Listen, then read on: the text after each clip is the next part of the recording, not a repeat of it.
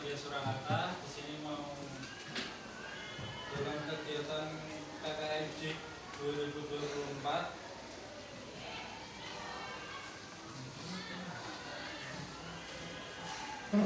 Kemarin ada tugas dari Bu Desti untuk 10 soal itu. Jadi saya di sini disuruh identitas fisik alamiah itu terbentuk secara alami terlihat dari ciri fisik yang dimiliki seperti warna kulit, warna rambut, warna mata, dan lain sebagainya. Kemudian ciri fisik ini satu orang dengan orang yang lainnya berbeda, meskipun itu kembar mesti ada perbedaannya. Kemudian yang kedua, jelaskan pengertian identitas diri secara psikis, sosial, dan budaya. Ciri psikis dapat dilihat dari perilaku kehidupan sehari-hari. Jadi psikis ini tidak dapat dilihat dari fisiknya saja, tetapi dari perilaku yang dilakukan setiap harinya. Jadi setiap orang itu memiliki ciri psikis yang masing-masing juga. Ada yang unik, ada yang ekstrovert ataupun introvert, itu juga termasuk ciri psikis. Ini karakter. Iya, maksudnya karakter. Kemudian jelaskan kenapa Pancasila menjadi sumber hukum di Indonesia. Saya tahu jawabannya mengapa Pancasila menjadi sumber hukum di Indonesia. Angkat tangan dulu.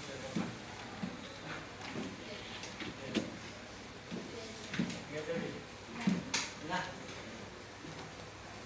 jawabannya adalah karena Pancasila adalah sebuah ideologi dari bangsa Indonesia.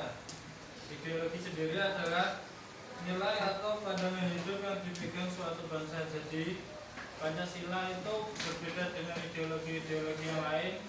Ada yang tahu ideologi yang lain apa aja?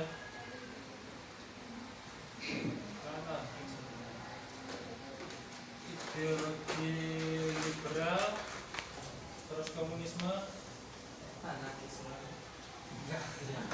Enggak dong. Kalau yang di Amerika itu menggunakan ideologi liberal. Kemudian yang di Cina itu menggunakan ideologi komunisme. Seperti di Korea Utara itu menggunakan ideologi komunisme. Sedangkan ideologi Pancasila hanya dimiliki oleh bangsa Indonesia saja. Kemudian yang keempat, jelaskan pengertian identitas nasional. Identitas nasional itu sebagai SMA Muhammadiyah 4. Sedangkan identitas nasional itu bisa dilihat dari Pancasila, terus Undang-Undang Dasar, itu juga termasuk identitas nasional. Kemudian yang kelima, jelaskan pengertian interaksi. Interaksi adalah hubungan antar individu dengan individu maupun antar individu dengan kelompok. Sedangkan yang saya lakukan di sini juga termasuk interaksi kelompok, individu dengan kelompok. Kemudian yang keenam, jelaskan cara menghargai keragaman. Cara menghargai keragaman itu dapat dilakukan, salah satu caranya adalah mempersilahkan atau menghormati agama lain, yaitu dengan cara tidak mengganggu ibadah agama lain. Contoh, ada ibadah di gereja, kita tidak boleh melemparinya dengan batu maupun dengan sebagainya, karena itu tidak termasuk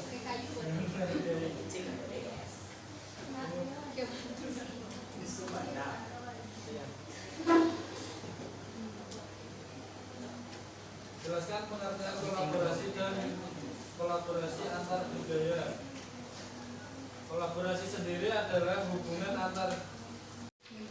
Contoh kolaborasi itu ada di kopi susu. Ada yang tahu kopi susu? Kalau Scarlett Collab sama termasuk kan? Ya, video call juga termasuk kolaborasi. Jadi kolaborasi itu adalah perpaduan antara kedua yang berbeda menjadi satu. Kemudian kolaborasi antar budaya adalah hubungan timbal balik antar kebudayaan. Contoh kolaborasi antar budaya, jangan tahu. Tari kreasi, mungkin tari budaya terus dikreasikan. Nah itu juga termasuk salah satu contoh namanya kolaborasi antar budaya. Kemudian yang nomor 8, bagaimana cara menghargai keragaman. Ini sama seperti yang nomor 6, jelaskan cara menghargai keragaman.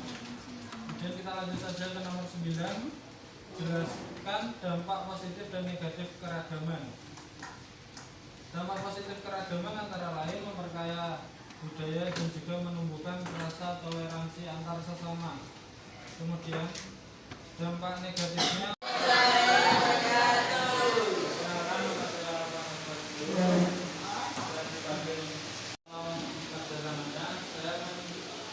mau menerangkan sedikit tentang makna dan manfaat hidup dalam keragaman. Keragaman masyarakat Indonesia memiliki dampak positif sekaligus dampak negatif bagi diri sendiri, masyarakat, bangsa, dan negara. Dampak positif memberikan manfaat bagi perkembangan dan kemajuan, sedangkan dampak negatif mengakibatkan ketidakharmonisan kehidupan dan bangsa dan negara. Dengan catatan, jika tidak mampu mengelola perbedaan dengan sebaik-baiknya.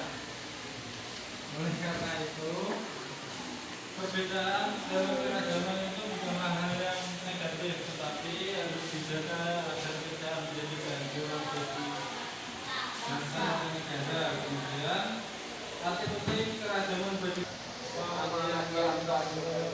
dengan identitas negara. Keragaman juga menjadi identitas negara karena adanya ribuan pulau di Indonesia menjadi alasan penggunaan beragam pengertian budaya dari tiap-tiap daerah tersebut. Hal seperti ini menjadi ciri khas dari negara kita yang menjadi arti penting keragaman. Kemudian yang kedua, kesadaran keragaman membentuk masyarakat yang toleran antar sesama. Perbedaan budaya, suku ras, dan hal-hal lainnya sangat tidak lagi mempengaruhi kondisi penduduk Indonesia karena kita sama-sama warga Indonesia. Kita bisa merasakan rasa toleransi yang tinggi di antara masyarakat Indonesia. Kemudian yang terakhir, keragaman budaya menjadi daya tarik wisata.